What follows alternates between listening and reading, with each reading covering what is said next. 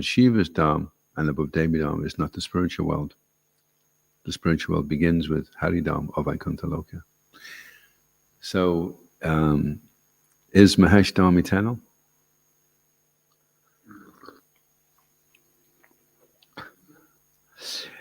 I mean, we're saying here that you're above Devi Dham. So Devi Dham definitely is changing all the time. It doesn't stay the same. In the Bhagavad Gita, it says that whatever there is no duration, it doesn't really exist. And that which doesn't change, there is no cessation. So Krishna can give liberation from samsara, but Lord Shiva can't. So I haven't directly had any reference that Lord Shiva's abode isn't eternal, but eternal refers to Natoevaham Jitunasam. Krishna says, never was there a time when you didn't exist. So where is that place where you came from originally? And that place is Vaikuntha Dham.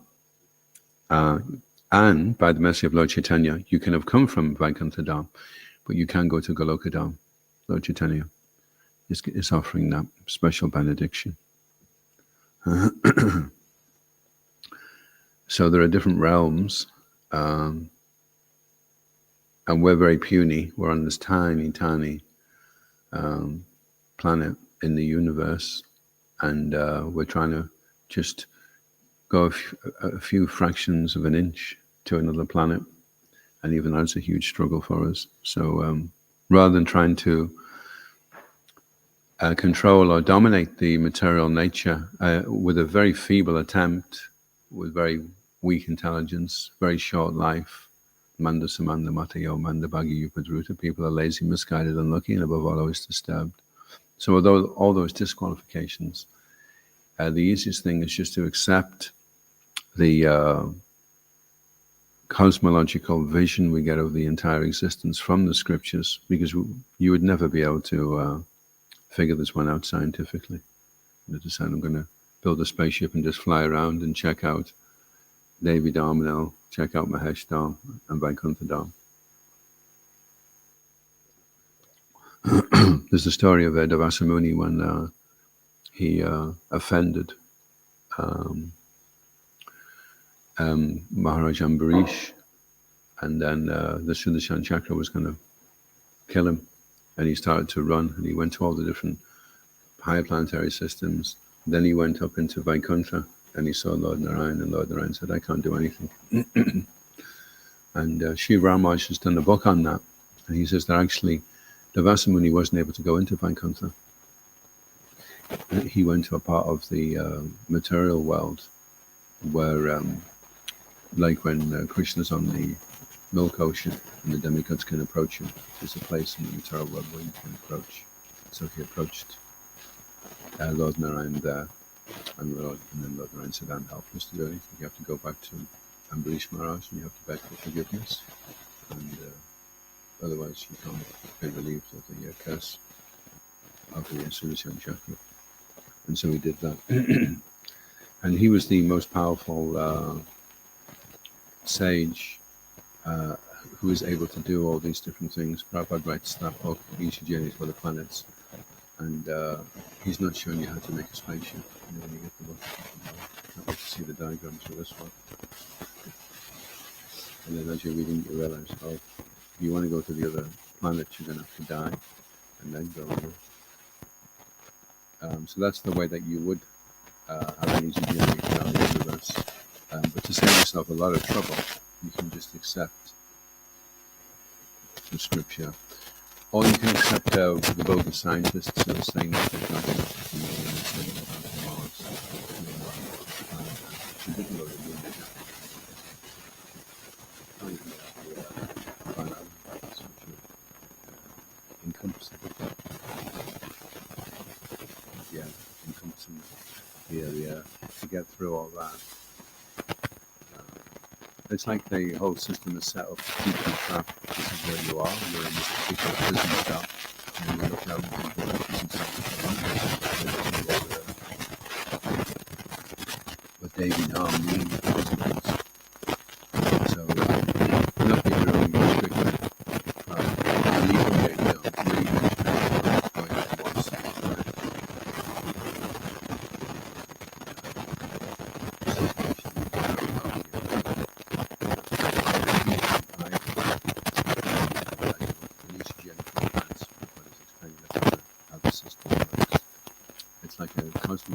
game of snakes and ladders. So another stage, highest activity, the yoga ladder, into the yoga heaven planets. But you're still on the board, you're still on the game. So how to become aware that this is just a distraction, and to stop playing the game, and to return back to Vaikuntha, where we've come from originally. Any questions or comments?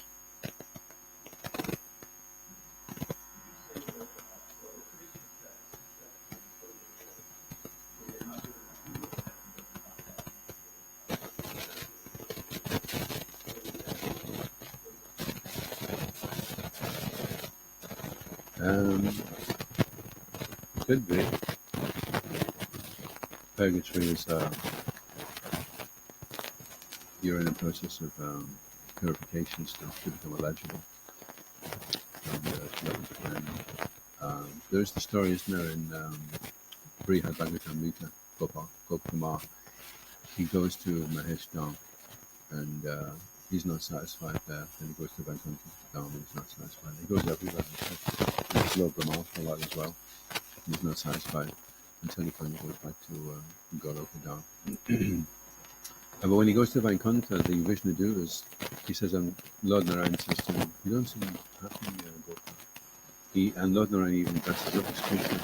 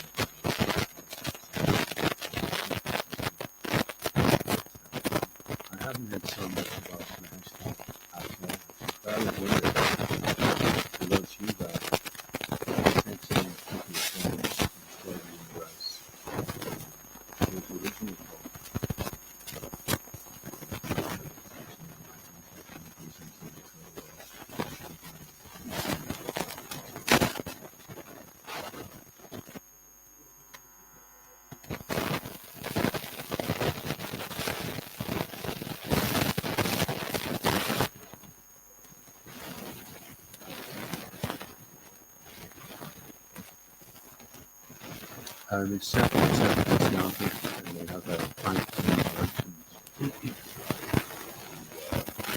Shiva is defeated in the battle, and on a few occasions where he comes and challenges. Whereas you don't see that with Narayan. Narayan's always very complicit. I mean, Mahavishnu did steal the Brahmin sons, but it was all in a good sporting mood. Whereas Lord Shiva sometimes falls foul of the and then they carry him. And there's one bit where he's chasing where he was, and he just starts to see across the stones because he carried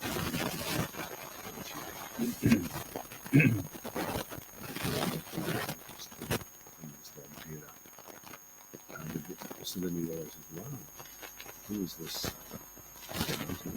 Lose control and sees it.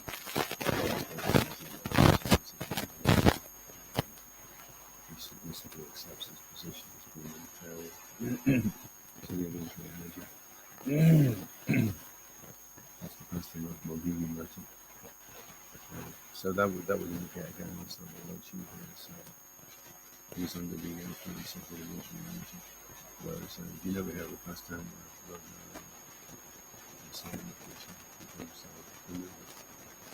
loses control. He's a brahmachari, actually. Krishna's a brahmachari. He loses control. Although he has so much interaction with other beings and devotees. He's brahmachari.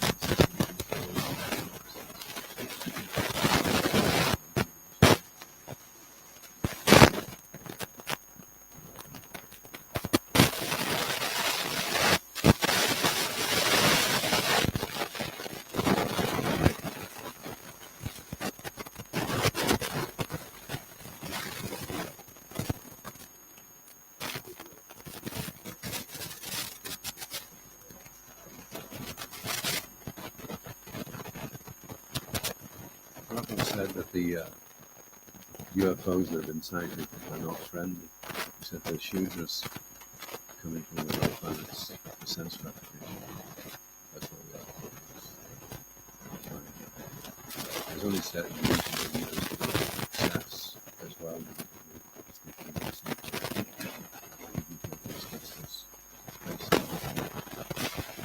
Your body needs to be made out of fire.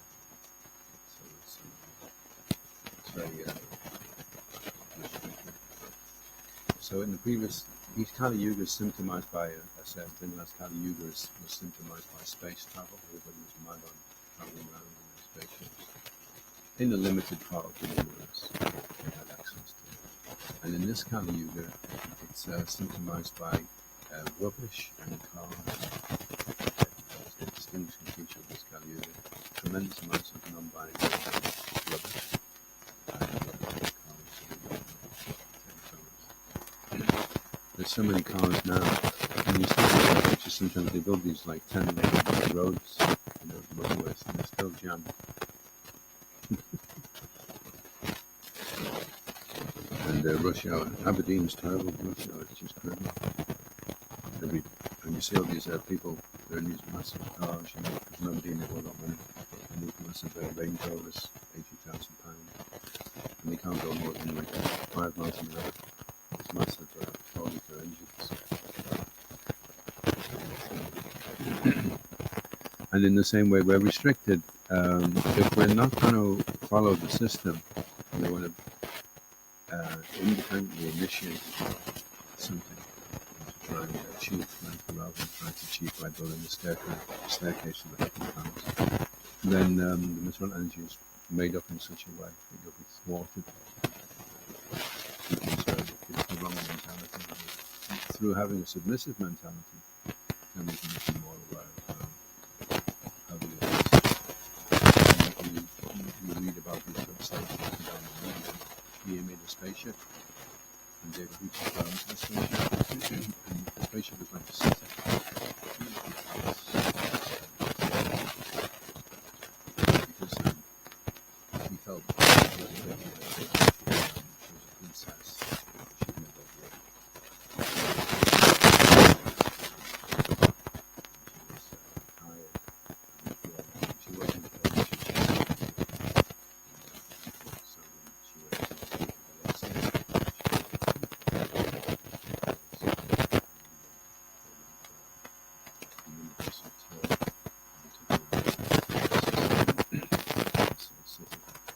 So to do that, you need to have a very high level of confidence.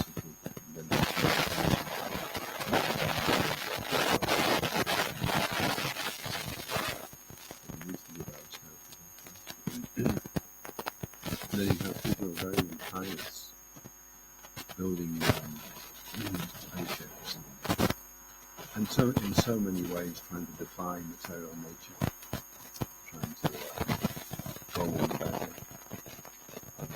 Let's do this to the human body and try to improve it. So many really grotesque specimens of people that try to make this stuff more beautiful.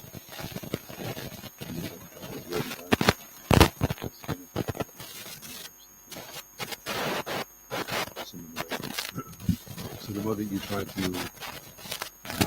load it over,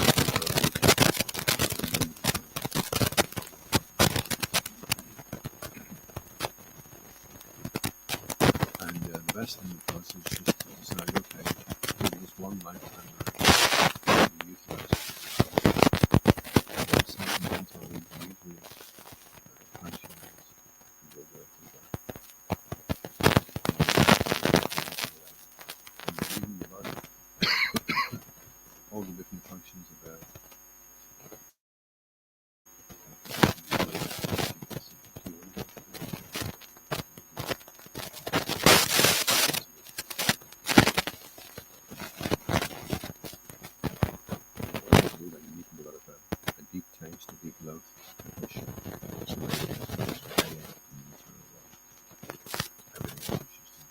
Dim, perverted reflection of the ultimate reality.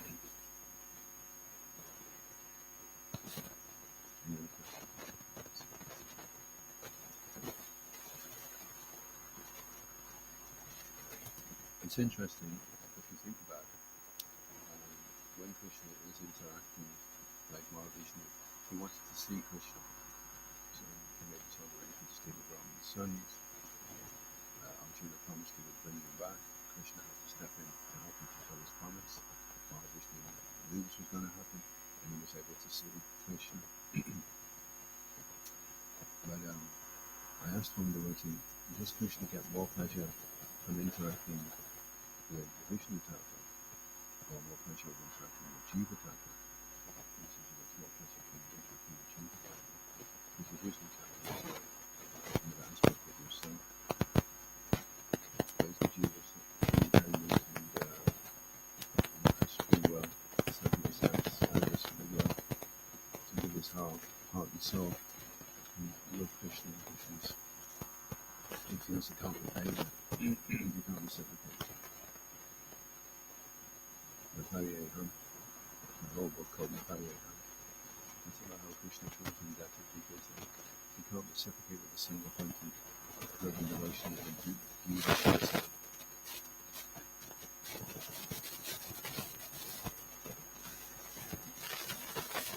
So the living entity is liberated from Devidam but does not know the opulence of Haridam, which goes from Mahishdam, which is between the two dams.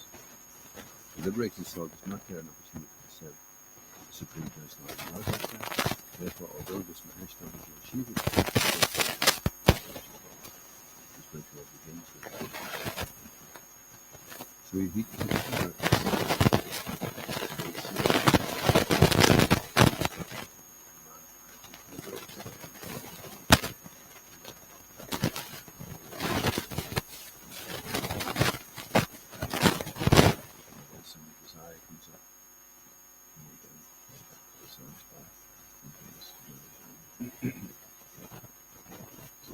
would seem as to say, continue to achieve Vaikuntha, then in a solid situation or in an eternal situation.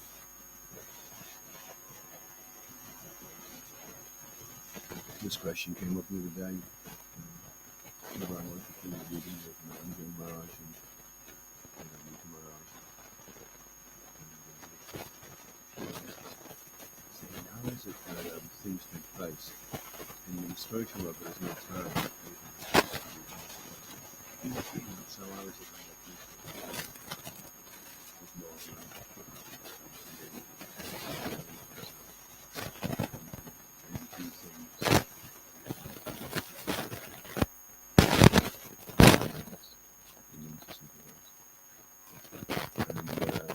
you're trying to understand how is that possible? When everything is just in the present. How can things take place? How can events unfold?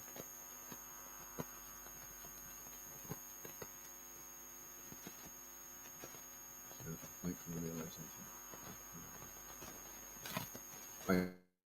Chaitanya does say that when you become situated in the eternal present, then all doubts go away. Because all doubts are related to the he said the mother of all doubts is the original doubt is, when did I fall into that eternal world?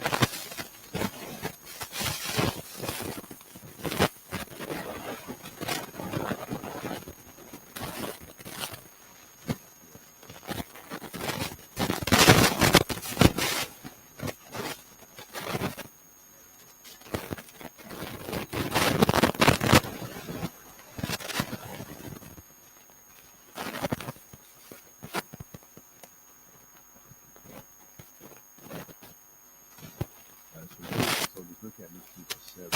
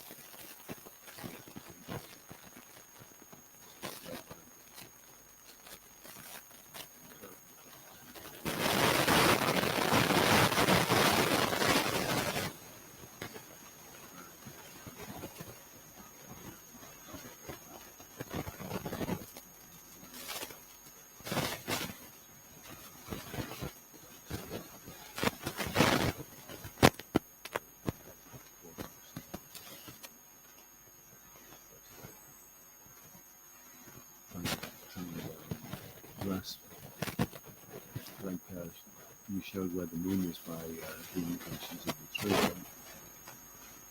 So the functions of the tree, you can see the universe. So huge so we use some of that for our immediate experience.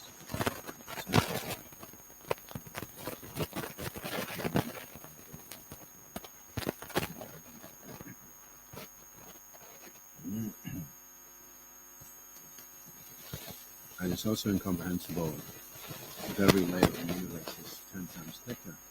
It refers that the universe has only got 7 coverings.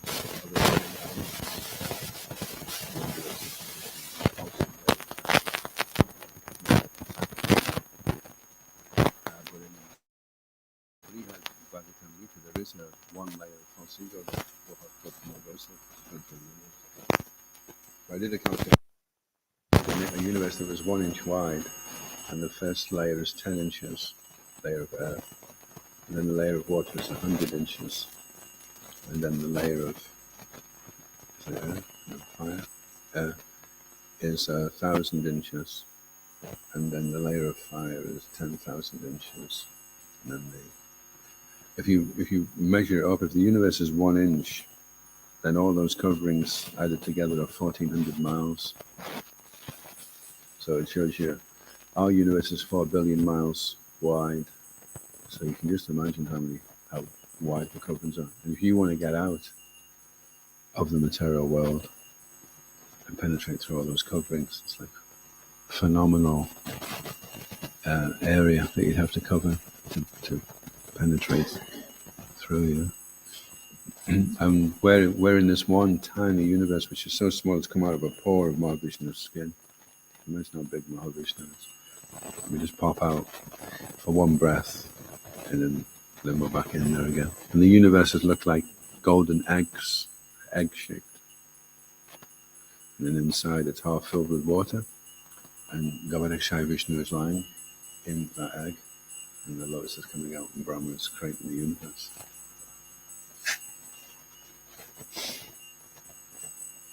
And then beyond all that is the Brahma Jyoti. And then beyond the Brahma Jyoti is Mahesh Dham. And then beyond that is Ayodhya Dham, Lord Ramachandra. Oh, is it Vaikuntha and then Lord Ramachandra?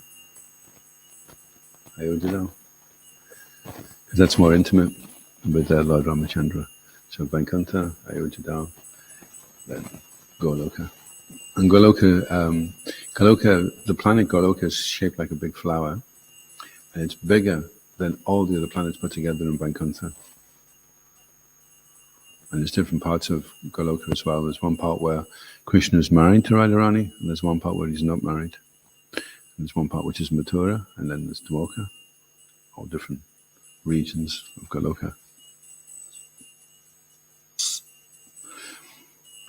But it is mind-blowing to try and meditate on the vastness and the intricacy of the creation, of the reality of what's going on around us. And we should become absorbed and immersed in thoughts like that, so that the material world becomes very paltry and very pale in comparison, so that we don't become distracted or attracted by the material world. Especially as you're getting on in life, as you're getting older, you're realizing there's nothing really, maybe when you're younger you think you can get a nice situation together, but as you're getting older, it's like it's really starting to wear thin, because how long can you put yourself in a nice situation now? Okay, like one lady I met, I was in a shop in Leek, a shoe shop actually. She put her head over my shoulder. She goes, "What are you doing?" I said, "I'm a monk. I'm a fundraising." And she said, "Well, it's your lucky day." And I said, "Why is that?" She said, "Because I'm going to give you £500. So I said, "Oh, that's nice. Why are you going to do that?" And she said, "Because I won the lottery and I'm 65 and there's no way I can spend £2 million in the time I've got left. So I'm just giving it away." She said, "So every day I give it to somebody." So she gave it to me that day. But she was so late on in life now, and she didn't really want to move house. She did have to move house in the end because so many people were knocking on her door. So she had to, and she said, in one sense, it kind of ruined everything. I went to see her the next year, and I went to her house, and she was just open. She had like a chain on the door, and she wasn't interested in helping again. So many people have been coming to her, So when you're young, then the prospect of getting a great scene together in the material world, it seems attractive. But as you get older, it's like, well, what's the point? You get a nice house and a big thing, and you're only going to be in it for 5 or 10 years anyway. What's the point? Just try and simplify.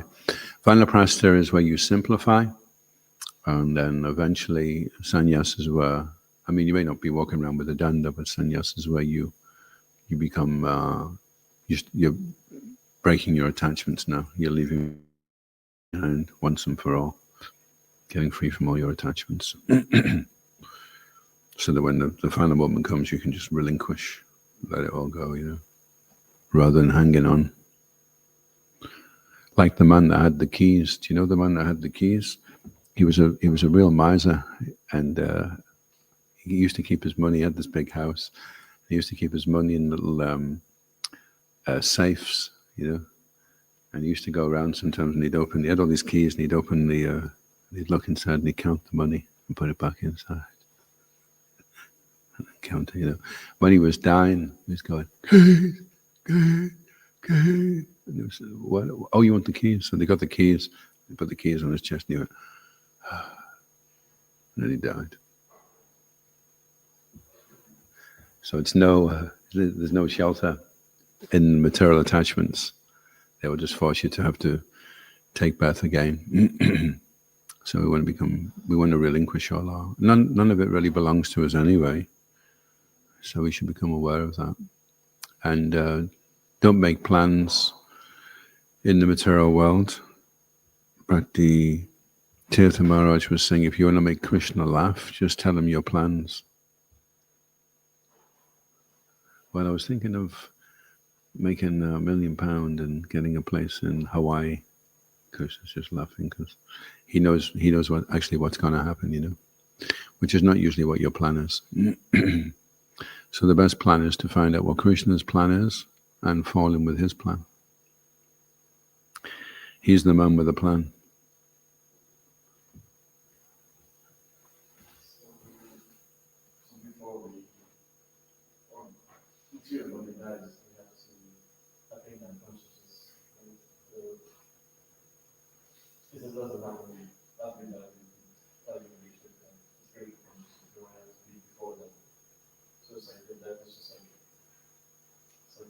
Yeah, formality.